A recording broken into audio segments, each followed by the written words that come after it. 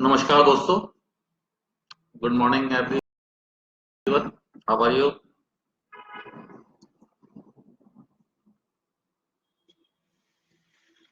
आज हम बात करते हैं प्राकृतिक चिकित्सा।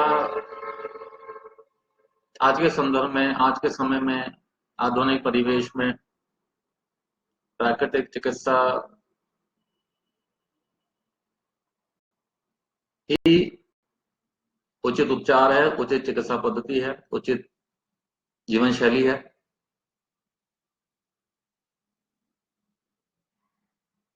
हमारी पुरानी पीढ़ियों ने,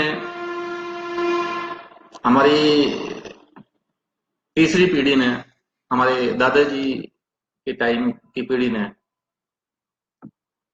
फिजिकल वर्क बहुत किया है, खेतों में काम किया है, कच्ची फावड़े से नहरें खोदी हैं, कुएं खोदे हैं,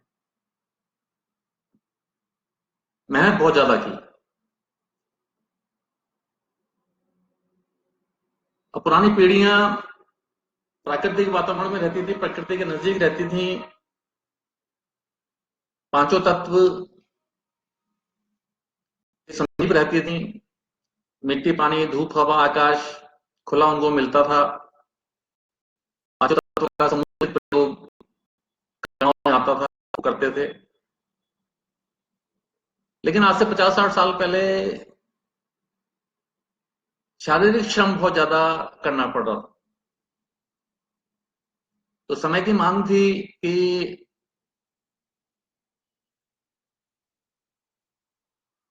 ऐसे उपकरण बने, ऐसी मशीनें बने, ऐसे यंत्र बने जिससे शारीरिक श्रम कम से कम हो, कम समय में ज्यादा से ज्यादा खेती बाड़ी हो सके, कम से कम परिश्रम में और कम से कम समय में ज्यादा से ज्यादा उपज हो सके, ज्यादा यंत्र बन सके, ज्यादा प्रोडक्शन हो सके। तो डिमांड के हिसाब से ज्यादातर जितने भी रिसर्च हुए, जितने भी आविष्कार हुए, वो सभी आविष्कार के गर्भ में ये था कि परिश्रम कम से कम हो और प्रोडक्शन ज्यादा से ज्यादा हो। उसमें शारीरिक श्रम बहुत ज्यादा, वो जो समय की 50-60 साल पहले की जो पीढ़ी थी, वो शारीरिक श्रम बहुत ज्यादा कर रही थी। लेकिन उनको एक आशीर्वाद था, प्रकृति का आशीर्वाद था, प्रकृति के बहुत नजदीक थे, पांचों तत्वों के नजदीक वो अपना जीवन यापन कर रहे थे। ये उनका सौभाग्य था। लेकिन उस वक्त एक कमी थी उनके जीवन में कि शारीरिक श्रम बहुत ज्यादा करने के बाद जो उनकी उपज थी, उनका जो प्रोडक्शन था, वो कम था।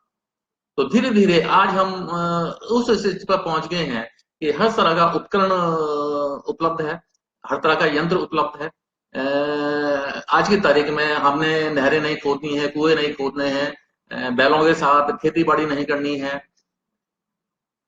सभी काम, मैक्सिमम काम जो है यंत्रों द्वारा हो रहे हैं, मशीनों द्वारा हो रहे हैं, टेक्नोलॉजी द्वारा हो रहे हैं। लेकिन इस सब का एक दुष्परिणाम भी हुआ है कि हमारी जो शारीरिक श्रम है वो घटता चला गया।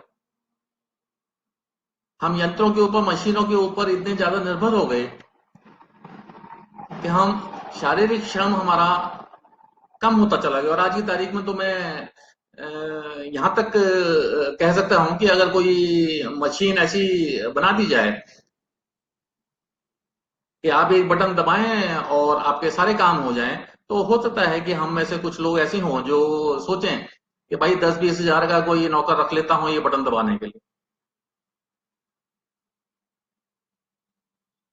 तो हमारी ये सोच होती जा रही है, हमारा जो शारीरिक श्रम इतना कम होता चला गया है कि हम आज की तारीख में अपने हाथ पैर हिलाना नहीं चाहते, अपने हाथ पैरों से, अपने शरीर से कुछ नहीं करना चाहते हैं, बटन भी नहीं दबाना चाहते हैं। अब आने वाले समय में हम यही ना सोचने लग जाएं कि जितने भी भाई बटन है, रिमोट भी चलाने वाला कोई कोई हमारी तरफ से कोई और रिमोट चला ले। सुख सुविधाएं हमें मिलती चली गई, हमारा प्रोडक्शन बढ़ गया, हमारी खेती बाड़ी बढ़ गई, हमारे सारे काम मिनटों में होने लगे, कम समय में होने लगे हैं। लेकिन उसका जो बहुत बड़ा हमने खामियाजा भुगता है वो ये है कि हमारा शारीरिक श्रम कम होता चला गया और हमारा शरीर उतना ही कमजोर होता चला गया। आज से 50-60 साल पहले की जो पीढ़ी थी वो शारीरिक श्रम बहुत ज्यादा कर रही थी। आज का जो समय है, आज की जो पीढ़ी है वो श्रम बिल्कुल नहीं कर रही। गैप इतना ज्यादा हो गया है कि छोटी उम्र में बच्चे आजकल चाहते हैं कि उनको सभी यंत्र मिल जाएं, सभी सुविधाएं मिल जाएं, वाहन मिल जाए। ना कोई पैदल चलना चाहता है, ना कोई सुबह जल्दी उठना चाहता है, ना कोई खुली हवा लेना चाहता है, ना कोई खुली धूप लेना चाहता है।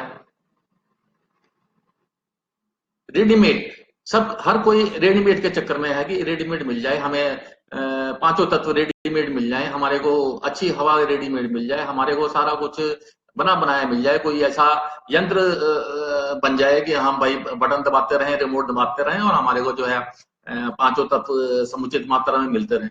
मिट्टी, पानी, धूप, हवा, आकाश खुले रूप से मिलते रहे और प्राकृतिक वातावरण हमारे को मिलता रहे। ये कैसे संभव है? हमारे को प्राकृतिक वातावरण मिले, हमारे को पांचों तत्व मिले, हमारे को प्रकृति का सानिध्य मिले, ये रिमोट से, यंत्र से, ये कैसे संभव है? मानवता को इस तरफ ध्यान देना होगा और जब तक मानवता इस ओर ध्यान नहीं देगी, वो जो परेशान है आजकल, हर कोई रोगग्रस्त है, सभी परिवार में रोगी हैं और डॉक्टरों के पास लाइन लगती चली जा रही है, हॉस्पिटल्स में जगह नहीं मिलती है।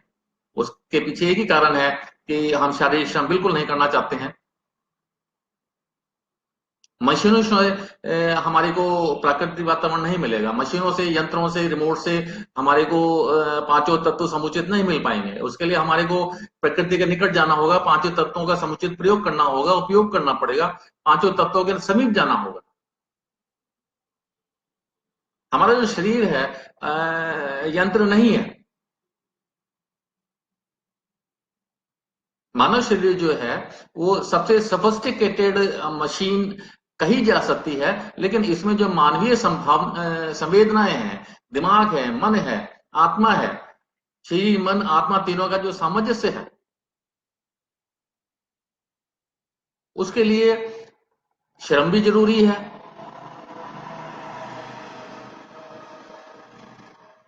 अध्यात्म जरूरी है, मन का अच्छा होना भी जरूरी है, भावनाएं अच्छी होनी, हमारे आहार विहार विचार अच्छा होना जरूरी है। हमारे को सामंजस्य बिठाना पड़ेगा, हमारे को शारीरिक श्रम, बुद्धि में बौद्धिक कार्य जो हम लोग कर रहे हैं उसके साथ साथ हमारे को शारीरिक काम भी करना पड़ेगा, हमारे को थोड़ा सा आलस भी दूर करना पड़ेगा। अब जो पीढ़ी है वो फ्रेंकली स्पीकिंग आलसी होती चली जा रही है। अब देखिए, अगर सुबह सुबह की आपने हवा लेनी है, स्वच्छ हवा लेनी है, तो उसके लिए तो बाहर निकलना पड़ेगा। एसी में या कोई यंत्र अभी तक तो ऐसा नहीं है कि आपको फ्रेश हवा बिस्तर में पड़े पड़े ही दे दे, धूप आपको कमरे में ही मिल जाए। समुद्र का तट, नदी का तट, झरना, बगीचा, फूल, पक्षी, जानवर, प्राकृतिक वातावरण, ये आपको कमरे में नहीं मिल सकता, रिमोट से नहीं मिल सकता, यंत्रों से नहीं मिल सकता, उपकरणों से नहीं मिल सकता। इसके लिए तो प्रकृति के सानिध्य में जाना ही होगा। और ये मानवता जितनी जल्दी समझ जाए कि प्रकृति के प्राकृतिक जीवन शैली जीकर, प्राकृतिक जीवन के साथ रहकर, प्रकृति के नजदीक रहकर, प्रकृति का संरक्षण करकर, प्रकृति की सुरक्षा भी करनी होगी। हम मानव अगर चाहते हैं कि हमारे को स्वच्छ हवा मिले, स्वच्छ पानी मिले, अच्छी धूप मिले, अच्छा वातावरण मिले, प्राकृतिक वातावरण मिले, प्राकृतिक जीवन शैली हमारी ठीक रहे, तो उसके लिए प्रकृति का संरक्षण, सुरक्षा करना भी हमारा दायित्व बनता है। एक नियम है कि अगर आप स्विच ऑन करेंगे तो बल्ब जलेगा और बल्ब को स्विच ऑफ करेंगे तो बंद होगा। अगर आप स्विच को ऑन कर दें और बल्ब जल जाए और आप हाथ जोड़ के बैठे कि प्रभु ये बल्ब बंद कीजिए, तो कैसे बंद हो सकता है? आप स्विच ऑफ करेंगे तभी बंद होगा। इसी प्रकार जो प्रकृति में जो प्रकृति के नियम जो नियत हो गए हैं, प्रकृति के नियम जो बना दिए गए हैं। फॉर एग्जाम्पल अगर मैं लूं कि अगर पेड़ हैं तो ऑक्सीजन है, और अगर पेड़ नहीं है तो ऑक्सीजन नहीं है। ये एक नियम है, प्रकृति का नियम है कि जब तक पेड़ इस प्लेनेट के ऊपर है ऑक्सीजन है, हमें ऑक्सीजन मिलती रहेगी। जिस दिन पेड़ नहीं है उस दिन ऑक्सीजन नहीं मिलेगी। ये एक नियम बन गया। जैसे कि आपने स्विच ऑन किया, बल्ब जल गया, स्विच ऑफ किया तो बंद हो गया। और आप सोचें कि स्विच ऑन कर दिया और बल्ब ना जले, और हाथ जोड़कर आप बैठ जाएंगे, प्रभु ये बल्ब क्यों जल रहा है, स्विच मैंने ऑन कर दिया है, कृपया इसको बंद कीजिए। उसका कोई तरीका नहीं है बल्ब को बंद करने का। बल्ब को बंद करने का एक ही तरीका है कि आपको स्विच ऑफ करना होगा। इसी प्रकार प्रकृति में भी अगर आपको खुली हवा चाहिए, ताजी हवा चाहिए, तो आपको पेड़ उगाने ही होंगे। आप पेड़ काटते चले जाएंगे, काटते चले जाएंगे, तो ऑक्सीजन अपने आप ही नेचुरली कम होती चली जाएगी। ये नियम है। जितने ज्यादा आप पेड़ उगाएंगे, जितने ज्यादा आप पेड़ लगाएंगे, जितना आप प्रकृति की सुरक्षा करेंगे, संरक्षण करेंगे, उतना ही आपको पांचों तत्व समुचित मिल पाएंगे, स्वच्छ मिल पाएंगे, साफ सुथरे मिल पाएंगे। और ये सभी को, एक एक प्राणी जन को ये बात समझनी होगी कि हम पूरी जीवन में कितनी ऑक्सीजन लेते हैं, कितना प्राकृतिक वातावरण लेते हैं, कितनी हवा लेते हैं, कितनी धूप लेते हैं, जो प्रकृति की तरफ से हमारे को फ्री ऑफ कॉस्ट मिलती है। अगर हम पूरे अपने जीवन काल में जितनी स्वच्छ वायु लेते हैं, ऑक्सीजन लेते हैं, अगर हम उसका वैल्यू करने बैठे हैं तो वो इन करोड़ अमाउंट बनती है। अगर वो हम ऑक्सीजन के सिलेंडर उतने पूरे जीवन काल में उतने सिलेंडर हम ऑक्सीजन के यूज करें तो वो करोड़ों रुपए के बनते हैं। प्रकृति की तरफ से जो हमारे को निःशुल्क चीजें मिली हैं, पांचों तत्व तो निःशुल्क मिल गए हैं, अगर हम उन सबको वैल्यूएशन उनकी करने लगे तो करोड़ों अरबों में चीज पहुंचती है, जो हम अपने जीवन काल में प्रकृति से फ्री ऑफ कॉस्ट प्राप्त करते हैं और बदले में हम कुछ नहीं देते। हमारा ये सोचना है कि हमारे को पांचों तत्व मिलते चले जाएं, प्रकृति से मिलते चले जाएं, और हम प्रकृति को वापस कुछ ना करें। मानवता ये सोच रही है कि सारे पेड़ हम काट दें, उन सारे पेड़ों को काट कर हम उनको यूज कर लें, जो भी पानी है हम उसको यूज कर लें, जो भी हवा है हम उसको यूज कर लें, आने वाली पीढ़ी के लिए कुछ छोड़ो ही ना। पुरानी पीढ़ियों ने हमारे हमारी पीढ़ी के लिए सोचा, उन्होंने पेड़ लगाए, उन्होंने वातावरण ठीक रखा, उन्होंने जमीन को ठीक रखा, पानी को ठीक रखा, हवा को ठीक रखा, तो हमारे को ये सारी चीजें साफ सुथरी मिलती रही। लेकिन पिछले कुछ समय से इन चीजों का ध्यान नहीं रखा गया, प्राकृतिक संरक्षण का ध्यान नहीं रखा गया, पेड़ अंधाधुंध काटे गए, पांचों तत्वों का अनबैलेंस हो गया, पांचों तत्व प्रदूषित हो गए, तो उसका खामियाजा हम लोग भुगत रहे हैं। और अगर हम इस चीज को नहीं सोचेंगे तो हमारे आने वाले बच्चे और हमारी आने वाली पीढ़ी इस चीज को भुगतने के लिए मजबूर होगी। ये चीज हमारे को सोचनी होगी कि प्रकृति का संरक्षण और पांचों तत्वों का संरक्षण भी हमारा दायित्व बनता है, उत्तरदायित्व बनता है, हमारी कर्तव्य बनता है।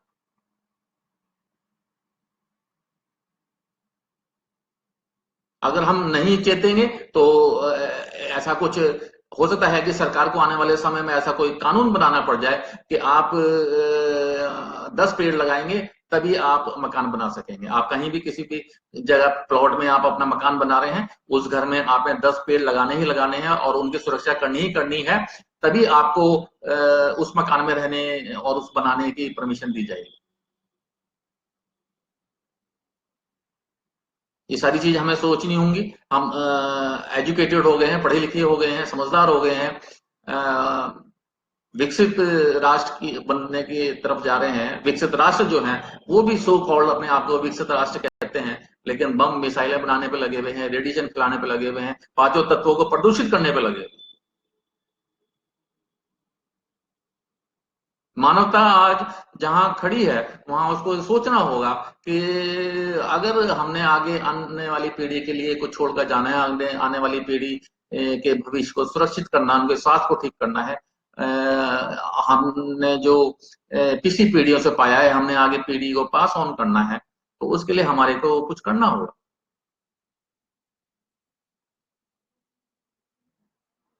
ये वही वाली बात होती है, जैसे हर कोई ये चाहता है कि भाई रोज दुनिया देखता है कि लोग रोज मर रहे हैं, लेकिन खुद सोचता है कि मैं कभी नहीं मरूंगा।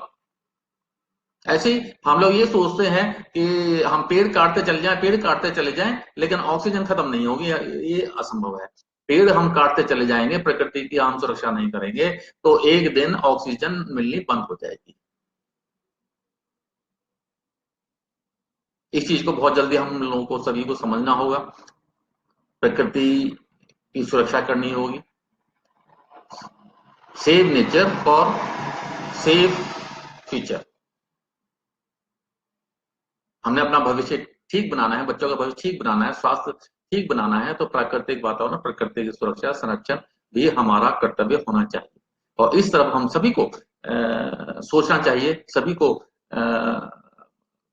प्रकृति के सानिध्य में जाना चाहिए, और प्रकृति की सुरक्षा हमने सबने करनी है, ये सभी को अब सोचना ही होगा।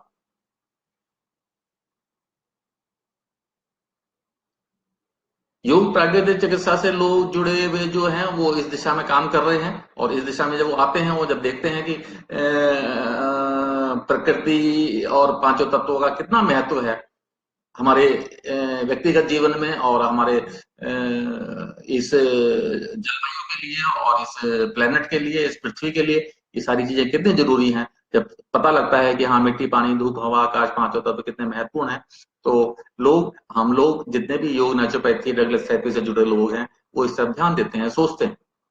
लेकिन ये सबको सोचना होगा,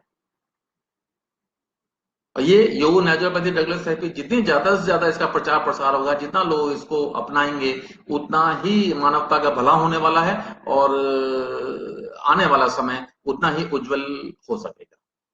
ये बहुत जल्दी हमारे को ये चीज सीखनी होगी, अपनानी होगी, तभी हम आने वाले समय को सुरक्षित कर पाएंगे।